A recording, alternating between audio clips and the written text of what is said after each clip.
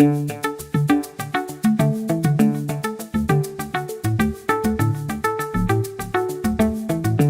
Vicki, I know in talking about a differentiator, something that an attorney could use to separate him or herself from the pack, what I've come up with is sort of a litmus test for that.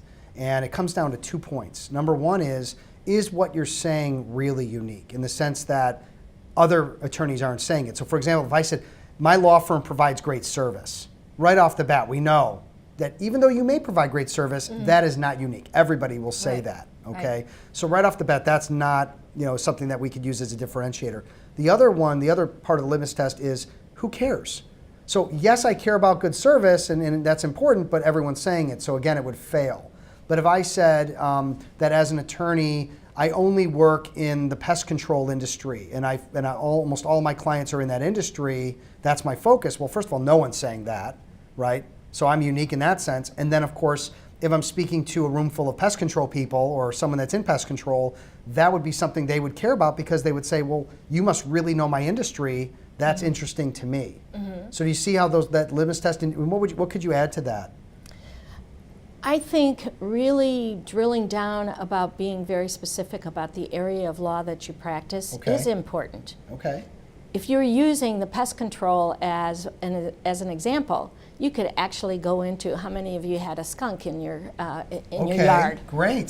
This is some of the things. This is what the law says that you need to do in handling that skunk. So again, it's reaching out to the listener to tell them some kind of tidbit or something they could learn as a result, and it shows how knowledgeable that you are. Okay. So knowing your specialty and talking about your specialty, I think, is very important. I have met so many more specialty lawyers, which really does differentiate them from others. Right. And depending on the networking situation, you really do have to work with the audience. Sure. But everybody loves a good story. Yes, yes. So no matter what it is, whether they remember you, Steve, from having being in a plane crash, or that you were into pest control, or that whatever. Yeah. I mean, most of my most of my people that are the networking groups that I'm with, most of them aren't litigators, which is what my key client is. Sure. But people still remember me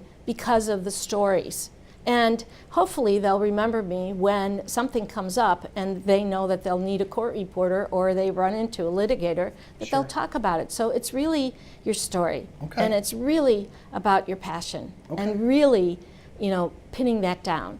So one of the things that I also recommend is that your business card, how important your business card is. Sure. Because when you hand out that business card, putting on that business card the fact that you're an IP attorney, and the different places that you're licensed. Yeah, it's sort of like maybe the second impression. So the first impression is the handshake and the smile and what you say, and then the second one is the business card sort of backs up that you're legitimate and that you're professional and maybe something unique about you.